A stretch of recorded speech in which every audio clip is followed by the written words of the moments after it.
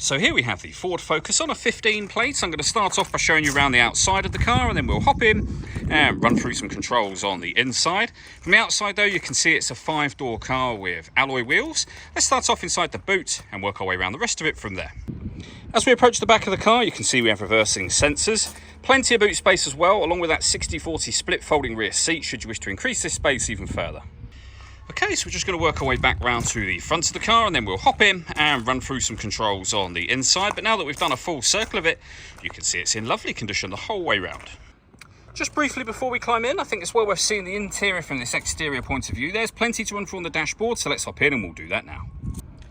Okay, now that we're inside the car, we're going to start with the dials. On the left-hand side, we have the rev counter, and on the right-hand side, the speedometer.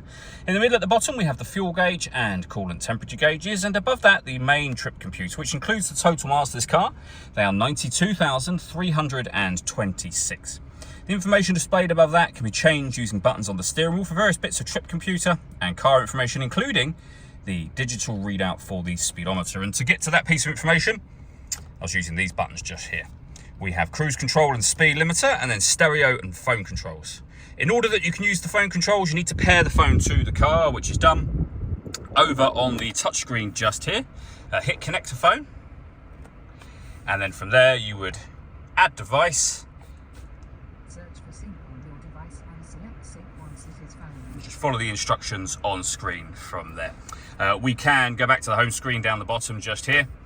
And you can see that you're able to access your audio menu in this bottom left-hand corner. We have AM, FM, and DAB radio, CD player, USB input, Bluetooth audio, SD memory card input, and auxiliary input as well. So loads of ways you can listen to your music in this car. We have our CD player, the main volume for the stereo, and then the air conditioning just here. So you can determine where you'd like the air to be distributed. You can increase and decrease the fan speed. We can adjust the passenger and driver temperature. When you're happy with those settings, that button turns your air conditioning on. Same button again will turn it off, of course, or hit auto. The car will now maintain the temperatures that you've asked for by taking full control of the fan speed and direction of the air for you. Any manual adjustment will override that straight away and allow you to put it back on your own settings. We also have a heated rear screen and a proper heated front screen as well. USB input underneath that. A 5-speed manual gearbox, and then these buttons here. So firstly, you can turn off the stop and start. This car is designed to cut out when it's stationary in traffic to save you fuel. That system is turned off. You can turn your parking sensors on and off, and this car's got autonomous parking as well. So up on the main screen, you will see we've got the satellite navigation, nice clear color display. If I press that button for the autonomous parking, you can now see that I've activated that, and this car is able to parallel park itself. All that leaves me to say is thank you for taking the time to watch this video. If you'd like to come and see the car in person and have a test drive, please feel free to give us a call here at Surrey Specialist Cars.